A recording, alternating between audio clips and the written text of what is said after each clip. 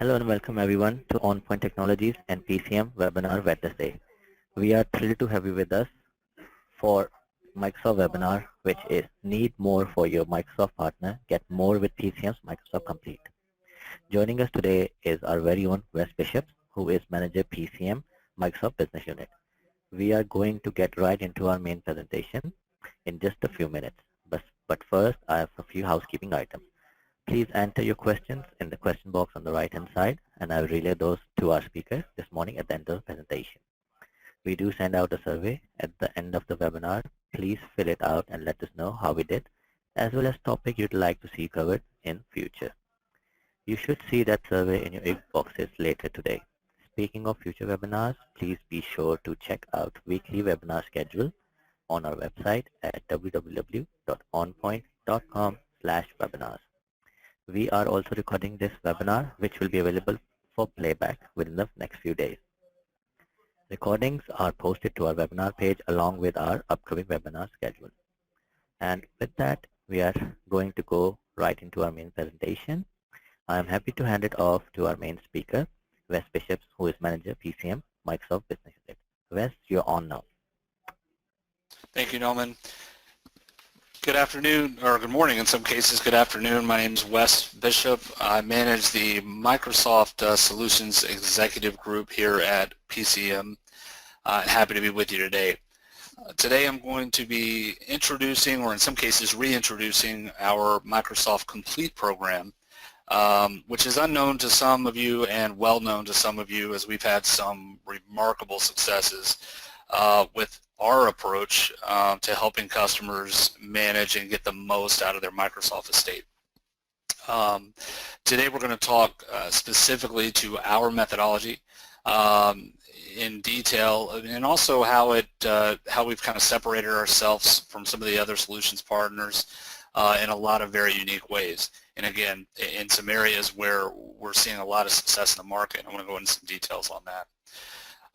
Perhaps first, it's probably worth noting that Microsoft's made a number of changes in the last 12 months. Many of these have made a material impact to many of you and on most organizations. Whether or not that impact is positive or negative certainly is subject to opinion, but it's also subject to your own ability and your partner's ability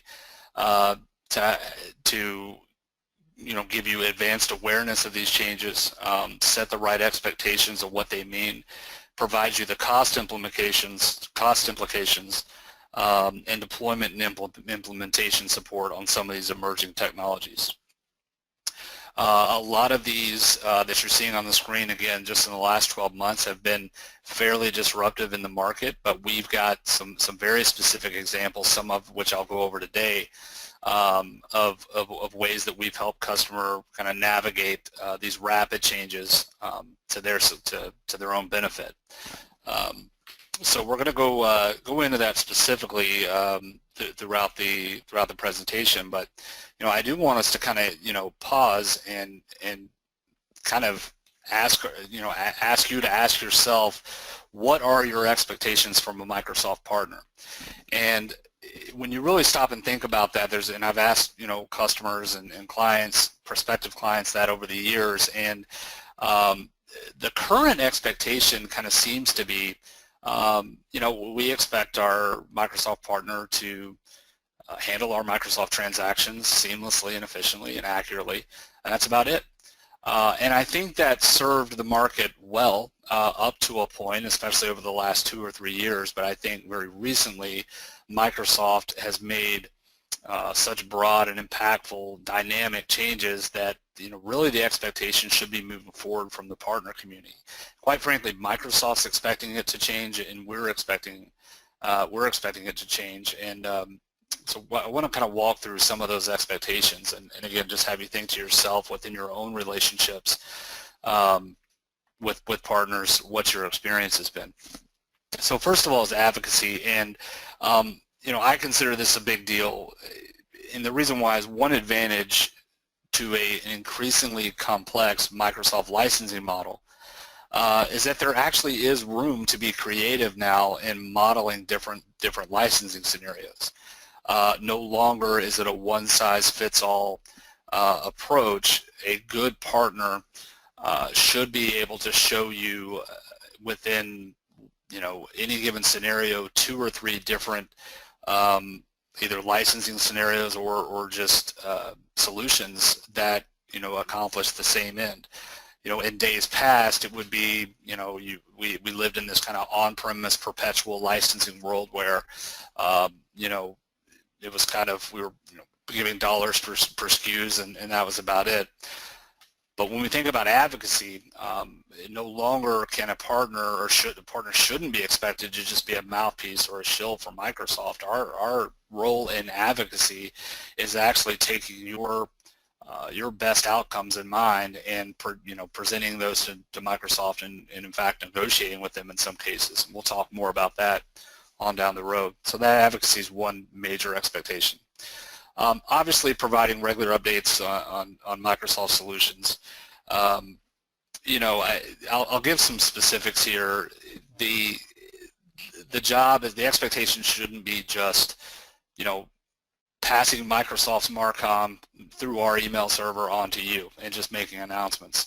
That's probably happening at every level, but it's giving you the why behind the what and kind of the so what factor.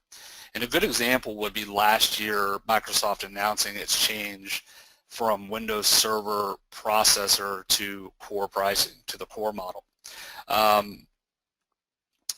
Not only did we get out in front of that and provide that information to customers, but throughout the year and in the past and now, we are actively going in and helping customers do server asset inventory to determine their core counts and give them price modeling, even if their renewal is a year out, year and a half, giving them price modeling as to what they can expect at renewal or at the time for a new Windows Server purchase. The scenarios that have come out of that are anything from early renewal or early purchasing to maybe moving some of those server workloads to Azure, in the cloud. So that's an example of, again, not just broadcasting information. That's fairly easy, but being able to give you the what to do about it insight is a very, very important expectation from a partner. Obviously, understanding your business, I think that's stated a lot, but I also think it's understated a lot, and here's why I think this is such a big deal, and I hope you do too, particularly with Microsoft. Microsoft, a typical Microsoft contract is a 3-year term, and in fact, it's fairly rigid within those 3 years. So it's important for any technology partner to understand, in any line of business, to understand your business objectives and goals, long-term strategies. But with Microsoft particularly, there can be decisions and things made on day one without taking the full 3 or even 6, 9-year picture into account. Mistakes can get made to a huge impact to a customer. So again, I'll talk specifically as we go, our way of kind of understanding that, our methodology to deliver on that expectation of understanding your business needs. But I just want to call out that if I want you to think if that's kind of being done now, and if you're being presented Microsoft scenarios with the end in mind, and that's a pretty important expectation. Finally, even if your partner kind of gives you the what and can help understand and understand your goals and is providing you the roadmaps and updates, if that partner doesn't have the resources available to help you, implement on a solution or a licensing model, then obviously it's not going to get you very far.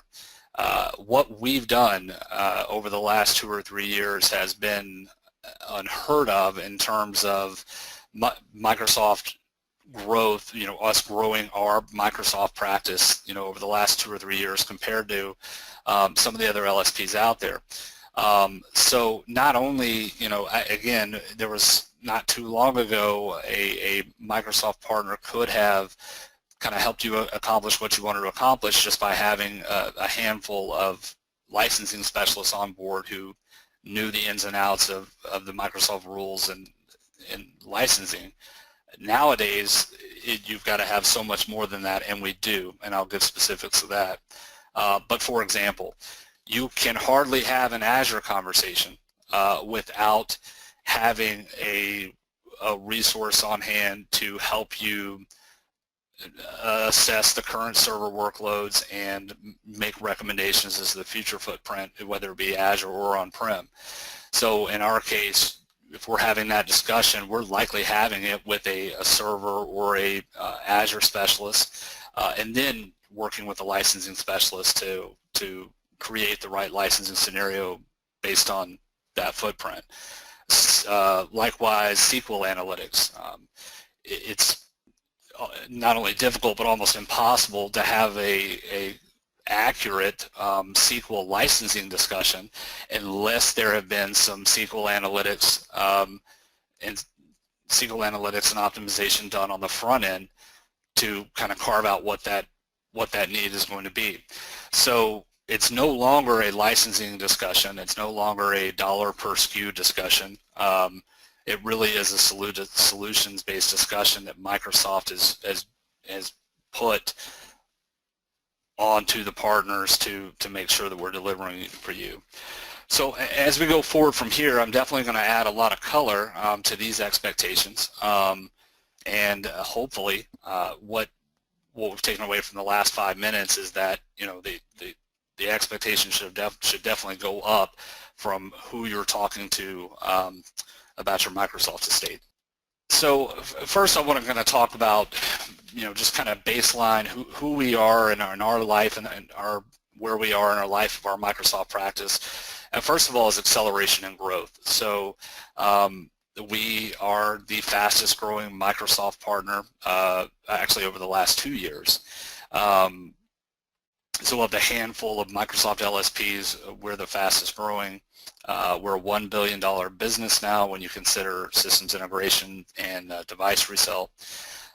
And that year over year, Microsoft is awarding us the Operational Excellence Award, which speaks to specifically the transactional side of the business. So this is the portal management, any changes, pricing, pricing being correct and precise in our pricing models and what we deliver, and just basically making life easier for you and taking you out of the Microsoft business and letting you do what you do best, which is your business. So Microsoft has decided that operationally, we're best of breed there. I think this is more to me than hopefully to you than just a brag slide. When we say we're the fastest growing Microsoft partner, when you consider that across the LSP community, Microsoft is pretty much level set, some of the price models, we're all kind of playing within $1 or $2 of each other. Well, your growth depends on your ability to execute everything that I'm talking about. So a rapidly growing Microsoft partner as opposed to someone who's losing some share in the market, that speaks to our ability to walk our talk. And we're very proud of that, and we're going to continue to see that acceleration and growth. Kind of the how behind the what is basically our investment and our increased investment within our Microsoft practice. I had said earlier, one of your expectations should be that even if you've got a partner who, kind of knows the reach and range and knows the Microsoft licensing and Microsoft solutions piece, if they don't have the delivery mechanisms to get that to you in a timely manner and a correct, and have it be accurate and correct, it's no good. much of the $50 million that we've put into our practice over the last 24 months has been with human capital. The reality is we've got some competition in the marketplace that have done a phenomenal job with some self-service and do-it-yourself tools, and they've been useful to some. But at the end of the day, our choice has been to put our investment into people, into accreditations, into back-end processes, and in our services programs. And it's not that when we do have a considerable strength with some of the do-it-yourself and some of the self-service pieces, but Microsoft, again, going back to that kind of that rapid change, kind of pace that they're on, it almost makes it a ground game and forces partners to really, if they want to do it well, they want to do it to customer satisfaction, to put those resources in place that can deliver to you. So that kind of brings, kind of setting all that up to discuss going forward our Microsoft Complete program, which this is our own intellectual property. This is a program that was not prescribed to us by Microsoft, but something we developed to deliver an end-to-end solution throughout the Microsoft lifecycle. It involves us helping you envision and transact and implement and deploy and manage all of your Microsoft solutions. And I'm going to go forward and talk specifically on how we do that, but I will go ahead and say that again, thinking about current experience or past experience, a lot of I'm presenting to you four unique pillars all working together that have to take place to successfully navigate Microsoft these days. And unfortunately, we tend to live, sometimes we tend to live in this very transactional mode. So I want to broaden that out and explain in detail how we do that. So it starts with kind of where we are.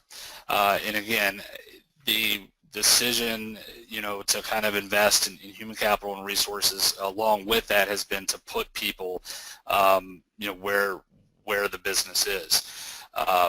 It's a common practice for us to, spend time with our customers, 2 and 3 times every half. We have a program, coincidentally called, internal program called T36, which is basically 36 individual touch points that we have decided are necessary to provide a customer throughout the life of agreement. If you take a 3-year agreement, that means we're talking to you about once per month.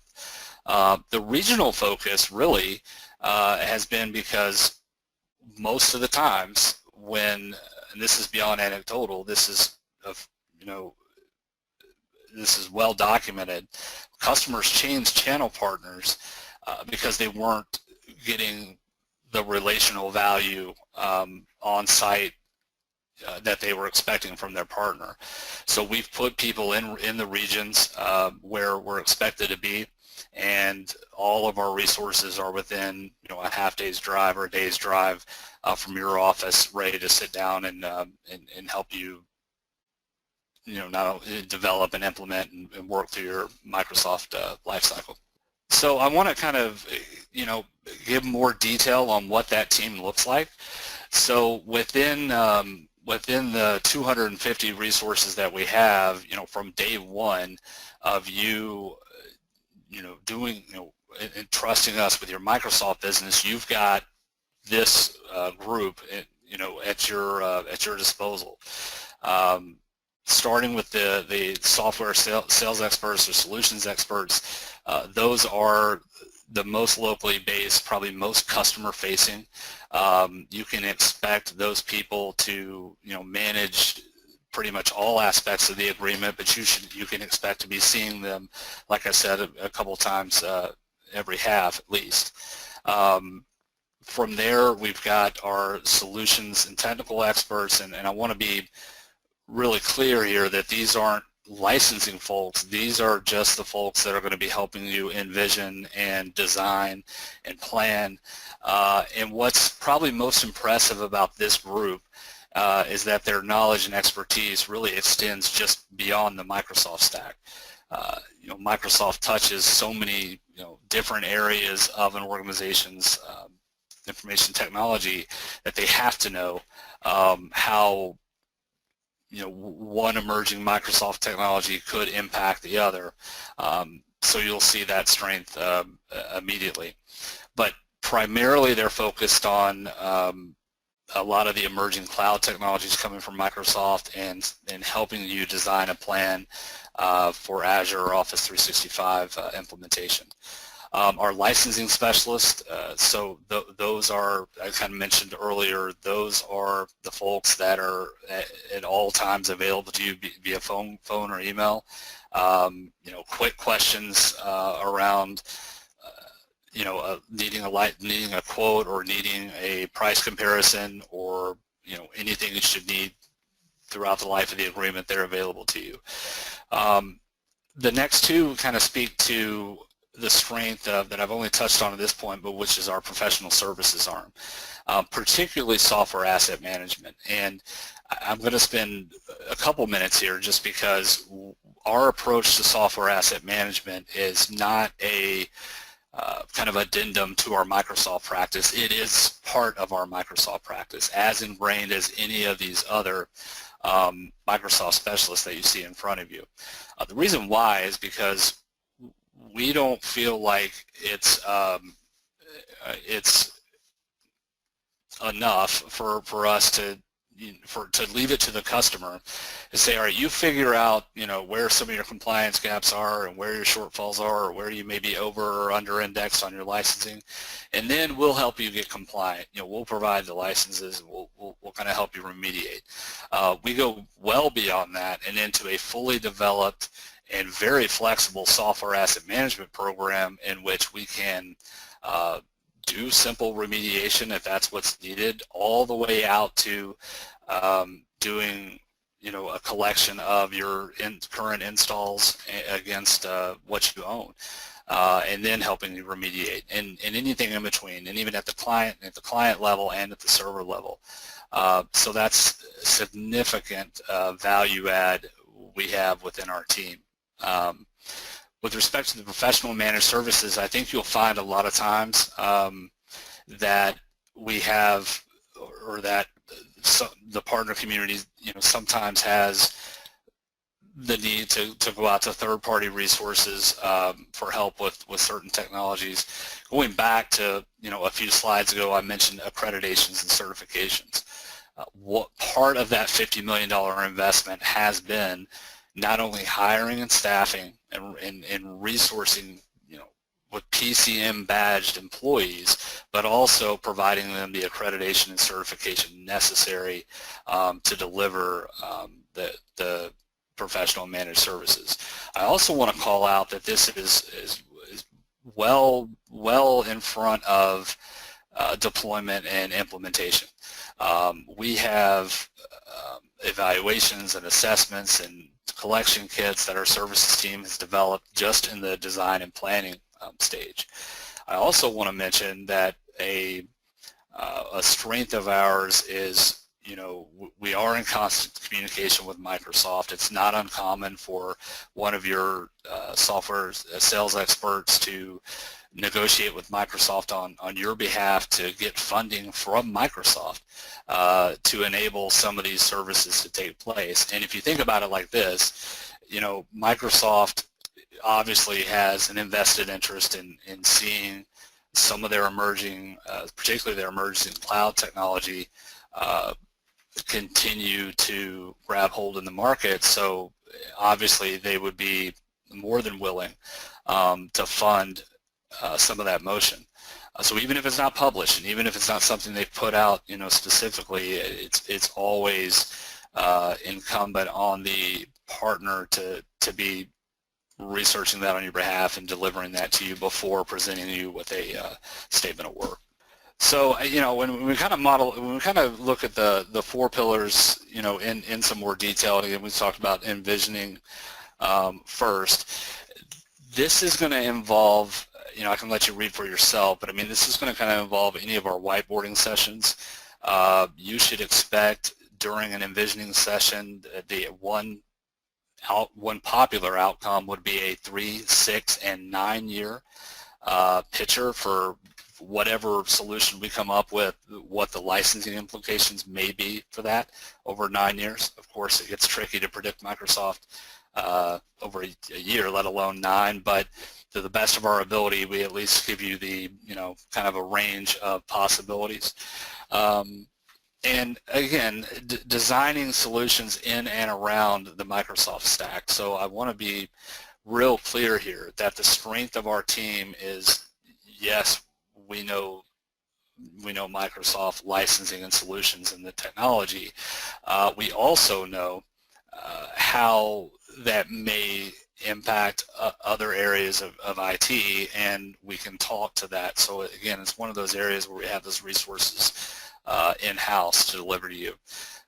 But your expectation from us can be that before we do anything of any size, that we're doing an evaluation, that we're creating a plan with you and giving you the design.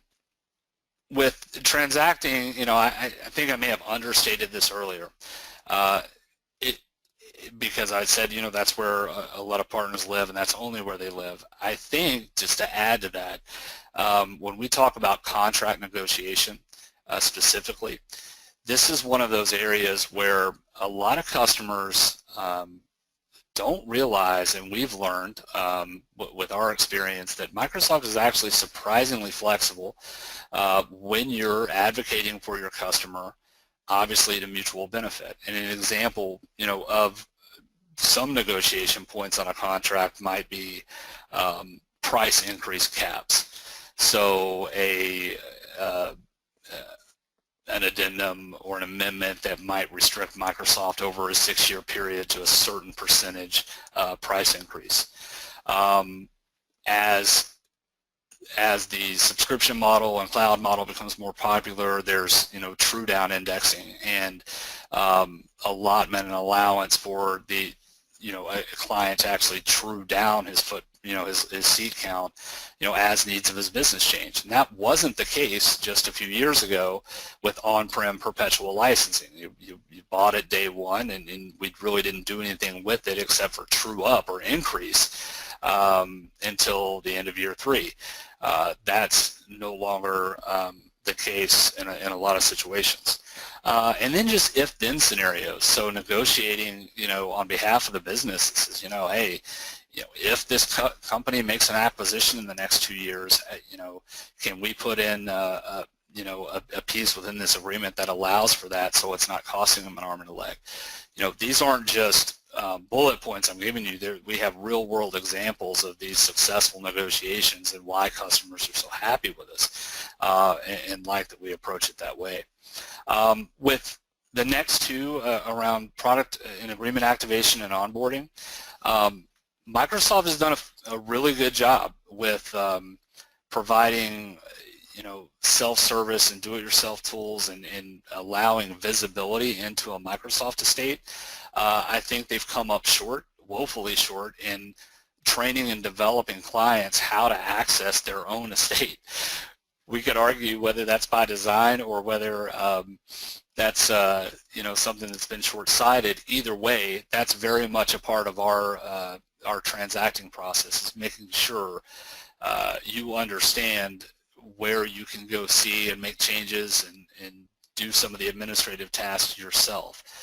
The other thing we like to do that I think is kind of unique within activation and onboarding is we like for you to add us as at least a viewer into your portal. So if you were to shoot us an IM or give us a phone call or an email and say, hey, I want to have a quick look at this, we've got the same view that you do. And also when we're when there is a problem, we're able to see that. So think of it kind of as our process there. Kind of, we're asking you to enlist us as kind of a contracted Microsoft licensing experts. Not many people have licensed professionals on staff. And again, with the program and platform flexibility, that's kind of speaks to negotiation, but again, it's just one of those areas where when we say our customer-facing software solutions executives have an average 15 years in dealing with Microsoft directly, that means we know where to find the benefits and where to advocate on your behalf. Anyway, it's got to make sense to Microsoft. It's got to be something they're amenable to, but we know where to find those I don't want to say loopholes, but those areas where you can get the most benefit. And we're talking about getting the most out of your partnership. With implementation and management, again, to the number I'm not sure, but I want to say it's something like 65 to 70% of Azure customers don't deploy within the first 6 months of their purchase. And trust me, and I think you know this, you're going to spend the money and make the monetary commitment for Azure, you're going to want it deployed. So it's not by choice. I think the reason why that statistic is what it is and why it's so high is just the complexity of it. And again, it's one of those areas where Microsoft has done a great job, particularly over the last 18 months, putting flexible price models in for Azure, but customers kind of been left on their own as far on the deployment side. So our professional services, we've got a comprehensive, very robust, very agile team ready to help with deployment. And on the management side of this, I want to again kind of go back to our SAM practice, and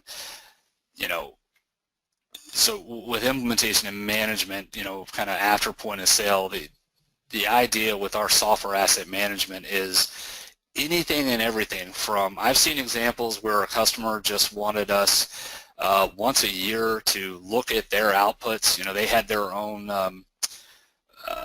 own collection kits and tools. They just wanted to look at their installs and provide them a simple remediation. I've also seen customers, and know firsthand customers, that want us to come in and deploy agents across every one of their qualified OSs and do a collection count and provide remediation, and then everything in between. So we don't have a one-size-fits-all software asset management tool. It's really just meeting you where you are. Any one of you can call me today, and say, we think we know what we have installed. We're not sure what we actually own, because there's been so many changes. We've had people in and out, and we've made acquisitions. We can help you with that. Or conversely, you could say, we have, and I've seen large businesses really not have the tool sets they need to say accurately, this is what we have, this is what we have installed on our machines, and we're not sure where we are from a governance and compliance standpoint. And by the way, this isn't just from Microsoft. This is all the software titles we're able to do that with. So when we go, talk through these 4 pillars, the other thing I want to be very clear about is that these aren't happening in a vacuum, step 1, 2, 3, 4. I'll go back to the T36 piece I mentioned earlier. We have 36 unique touch points. Some of them deal with envisioning and planning. Some of them deal with implementation and managing. Some of them are on the transactional side. But what it means is all these things are happening all at once with the number of resources that I mentioned earlier. So it's not just where you're hearing from us, at true up and an anniversary or renewal date.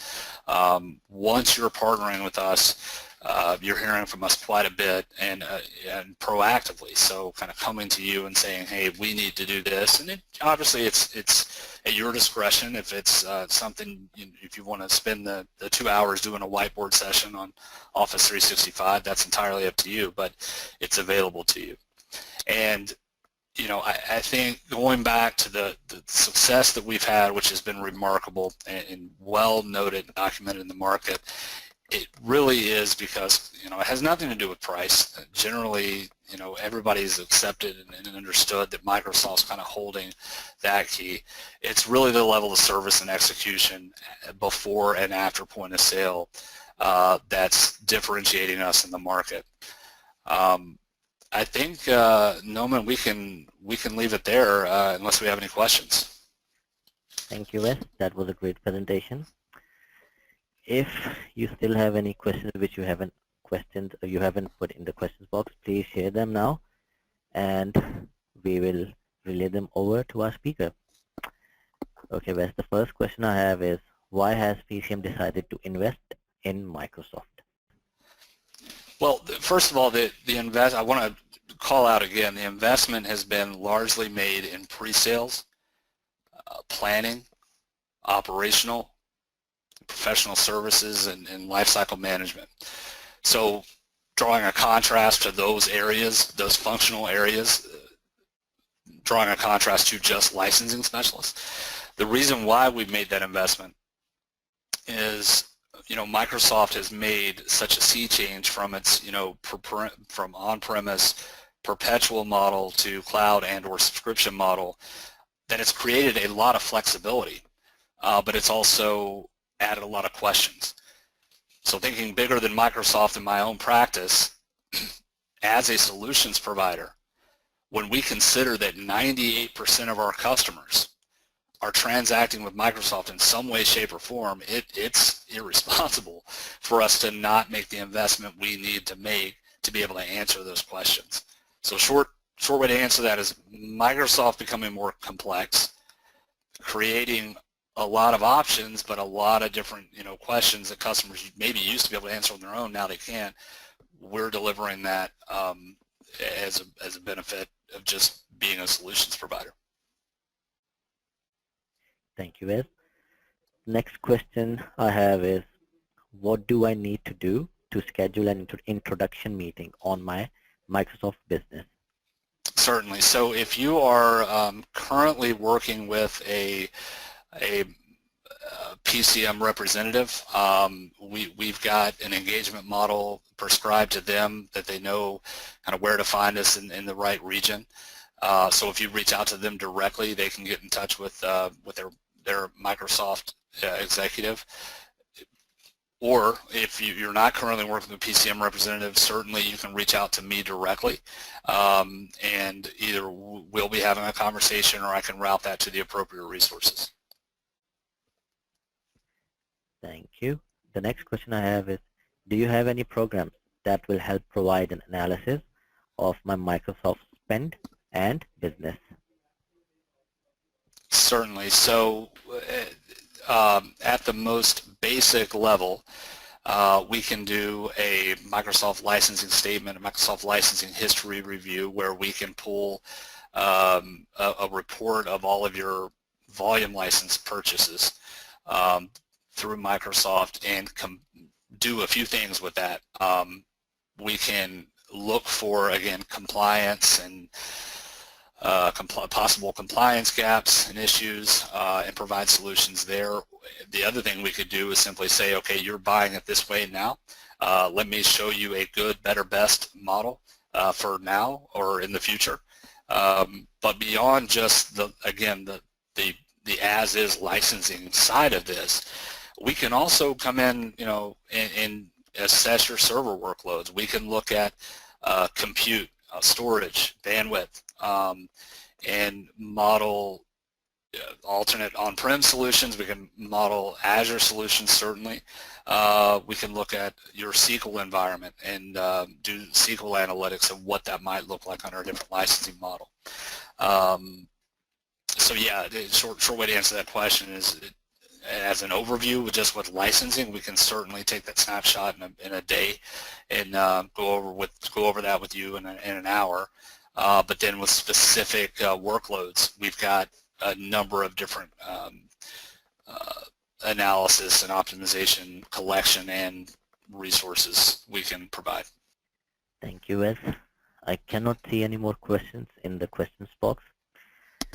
So with that, many thanks to you, Wes, for a great presentation, and thank you all for joining us today.